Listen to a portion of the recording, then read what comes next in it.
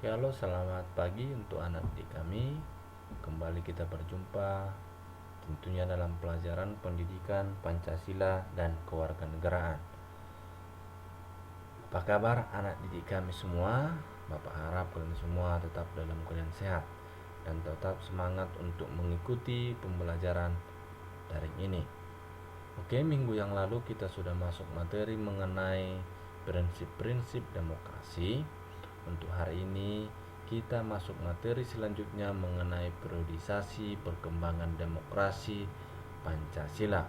Untuk itu anak didik kami ikuti pembelajaran ini. Oke, dalam sejarah ketatanegaraan kita, konstitusi yang pernah berlaku menganut prinsip demokrasi. Oke, kalau kita kembali ke pelajaran mengenai konstitusi ini, tentunya konstitusi kita diamandemen atau berubah sebanyak 6 kali. Yang pertama dalam Undang-Undang Dasar 1945, kemudian Konstitusi RIS, UUDS, baru kembali ke Undang-Undang Dasar 1945, Undang-Undang Dasar 1945 hasil dekret Presiden, dan Undang-Undang Dasar 1945 hasil amandemen. Oke, di sini kita melihat ada perubahan yang dimana pada pasal 1 ayat 2 sebelum diamandemen yang isinya kedaulatan adalah di tangan rakyat dan dilakukan sepenuhnya oleh Majelis Permusyawaratan Rakyat. Walaupun kedaulatan di tangan rakyat, tetapi untuk sepenuhnya ini adalah di tangan MPR. Dan kemudian setelah diamandemen itu isinya kedaulatan berada di tangan rakyat dan dilaksanakan menurut Undang-Undang Dasar. Ini sepenuhnya ada di tangan rakyat. Dan selanjutnya itu di Undang-Undang Dasar atau Konstitusi RIS dan Undang-Undang Dasar sementara ada yang mengalami perubahan. Tapi sekarang yang kita pakai adalah Undang-Undang Dasar 1945, itu hasil amandemen. Oke, selanjutnya di sini ada menurut para ahli, menurut Afan Ghaffar, suatu sistem pemerintahan adalah sistem yang demokratis atau tidak dapat dilihat dari indikator-indikator sebagai berikut. Yang pertama, akuntabilitas. Di sini harus adanya pertanggungjawaban dari penguasa. Kemudian yang kedua ada rotasi kekuasaan. Di sini ada pergantian kekuasaan atau orangnya tidak hanya itu aja, tetapi dilakukan perubahan atau rotasinya. Yang ketiga, rekrutmen politik yang terbuka. Yang pasti ini harus dilakukan sifatnya terbuka supaya diketahui oleh seluruh bangsa Indonesia dan tidak tertutup. Yang keempat, adanya pemilu. Yang pasti harus ada pemilu untuk memilih penguasa atau pemimpin negara. Yang terakhir, adanya pemenuhan hak-hak dasar. Hak-hak dasar ini yang kita anut itu mengenai hak asasi manusia. Oke, sekarang kita lanjut. Perkembangan demokrasi pada masa kemerdekaan Republik Indonesia. Ini periodisasi demokrasi yang pernah berlaku di Indonesia. Ini periode 1945 sampai 1949. Kemudian yang kedua periode 1949 sampai 1959. Ada periode 1959 sampai 1965. Ada periode 1965 sampai 1998. Oke, yang pertama kita bahas pada periode 1945 di awal kemerdekaan kita. Pada masa pelaksanaan demokrasi ini terbatas pada berfungsinya pers yang mendukung revolusi kemerdekaan. Adapun elemen-elemen demokrasi yang lain belum sepenuhnya terwujud karena situasi dan kondisi yang tidak memungkinkan. Hal ini dikarenakan pemerintah harus memusatkan seluruh energinya bersama-sama rakyat untuk mempertahankan kemerdekaan dan menjaga kedaulatan negara agar negara kesatuan tetap hidup. Kemudian partai-partai politik mulai tumbuh dengan cepat, tetapi fungsinya paling utama ikut serta memenangkan revolusi kemerdekaan dengan menanamkan kesadaran untuk bernegara serta menanamkan anti penjajahan. Oke, selanjutnya pada periode ini hal-hal mendasar bagi perkembangan demokrasi Indonesia untuk masa selanjutnya itu yang pertama, pemberian hak-hak politik secara menyeluruh. Kemudian presiden secara konstitusional memiliki kemungkinan untuk menjadi seorang diktator. Dibatasi kekuasaannya ketika Komite Nasional Indonesia Pusat dibentuk untuk menggantikan parlemen. Jadi KNIP ini dibentuk untuk menggantikan parlemen atau lembaga legislatif kita dulu. Oke. Yang ketiga, dengan maklumat wakil presiden dimungkinkan terbentuknya sejumlah partai politik yang kemudian menjadi peletak dasar bagi sistem kepartaian di Indonesia untuk masa selanjutnya dalam sejarah kehidupan politik di Indonesia. Yang kedua, kita masuk pelaksanaan demokrasi tahun 1949 sampai 1959. Pada periode ini pergantian Undang-Undang Dasar kita mengalami 2 kali pergantian. Yang pertama di Undang-Undang Dasar 1945 Konstitusi RIS.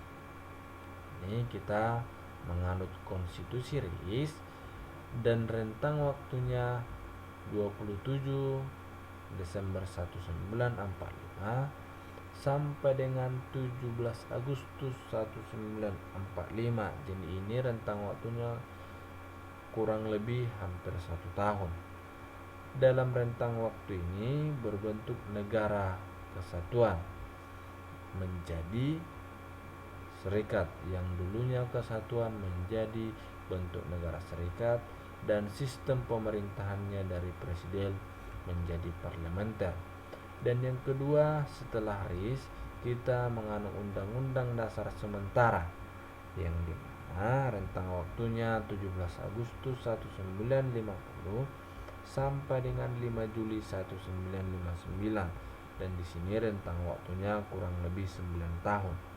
Pada periode pemerintahan ini bentuk negara kita kembali berubah dari negara kesatuan dan sistem pemerintahan menganut sistem parlementer.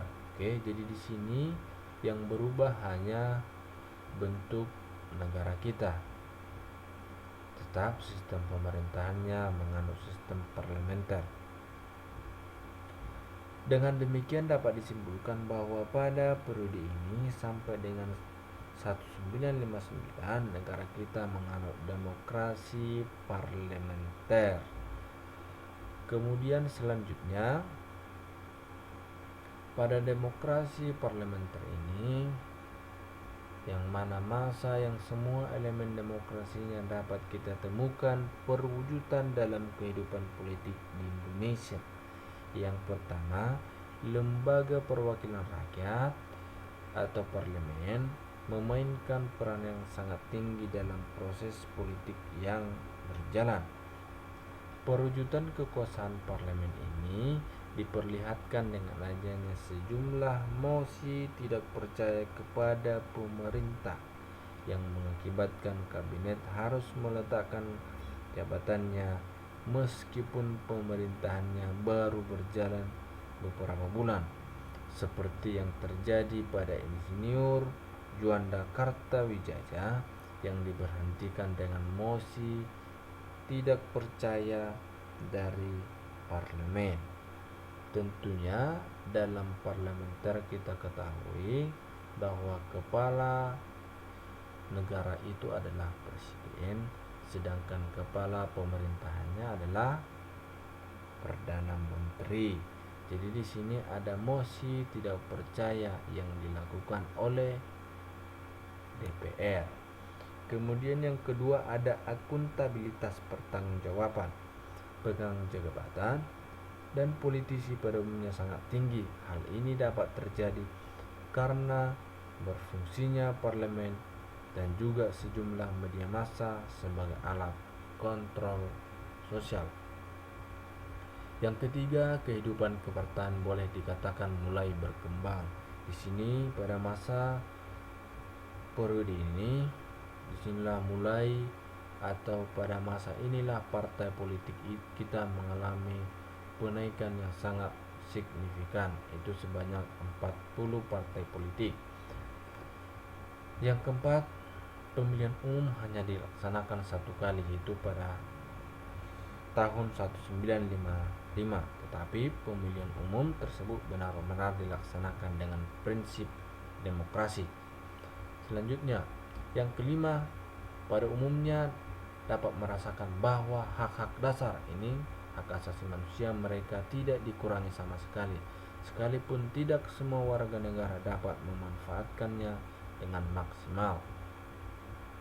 Yang keenam, pada masa pemerintahan parlementer ini, daerah-daerah memperoleh otonomi daerah yang secukupnya atau otonomi daerah yang seluas-luasnya dengan asas desentralisasi yang dimana landasan untuk berpijak dalam mengatur hubungan kekuasaan antara pemerintahan pusat dengan pemerintahan daerah. Keenam indikator tersebut merupakan ukuran dalam pelaksanaan demokrasi pada masa pemerintahan parlementer. Akan tetapi, pelaksanaan tersebut tidak berumur panjang. Demokrasi parlementer hanya bertahan selama 9 tahun, seiring dengan dikeluarkannya dekret presiden tanggal 5 Juli 1959, yang dimana isinya salah satunya membubarkan konstituante yang sekarang itu adalah lembaga legislatif, dan kembali kita menganut Undang-Undang Dasar 1945 karena presiden menganggap demokrasi parlemen tidak sesuai dengan kepribadian bangsa Indonesia. Oke, dari pertanyaan kemudian muncul, mengapa demokrasi parlementer mengalami kegagalan? Di sini ada para ahli mencoba menjawab pertanyaan tersebut. Dari sekian jawaban tersebut, ada beberapa hal yang dinilai tepat untuk menjawab pertanyaan tersebut. Yang pertama, munculnya usulan presiden yang dikenal dengan konsepsi presiden untuk membentuk pemerintahan yang bersifat gotong royong, yang melibatkan semua kekuatan politik yang ada, termasuk dulunya Partai Komunis, karena Partai Komunis ini dulu ada di Indonesia, tetapi seiring berjalannya waktu Partai Komunis ini berlawanan dengan kepribadian bangsa Indonesia. Yang kedua, ada Dewan Konstituante yang mengalami jalan buntu untuk mencapai kesepakatan merumuskan ideologi nasional karena tidak tercapainya titik temu antara kubu-kubu politik, yaitu kelompok yang menginginkan Islam sebagai ideologi negara dan kelompok lain yang menginginkan Pancasila sebagai ideologi negara. Ketika voting dilakukan, ternyata suara mayoritas yang diperlukan tidak pernah tercapai. Yang ketiga, dominan politik aliran sehingga membawa konsekuensi terhadap pengelola konflik. Akibatnya, politik aliran tersebut, setiap konflik yang terjadi cenderung meluas, melewati batas wilayah yang pada akhirnya membawa dampak yang sangat negatif terhadap stabilitas politik. Yang keempat, basis sosial ekonomi yang masih sangat lemah, struktur sosial yang dengan tegas membedakan kedudukan masyarakat secara langsung tidak mendukung keberlangsungan demokrasi. Akibatnya, komponen masyarakat sulit dipersatukan, sehingga hal tersebut mengganggu stabilisasi pemerintahan yang berdampak pada begitu mudahnya pemerintahan yang sedang berjalan dijatuhkan atau diganti sebelum masa jabatan selesai. Oke, Bapak kira sampai di sini untuk pertemuan kita. Jika ada yang kurang jelas atau yang ada mau ditanyakan, silahkan dikirim dalam kolom komentar. Sekian untuk pertemuan kita hari ini. Selamat pagi.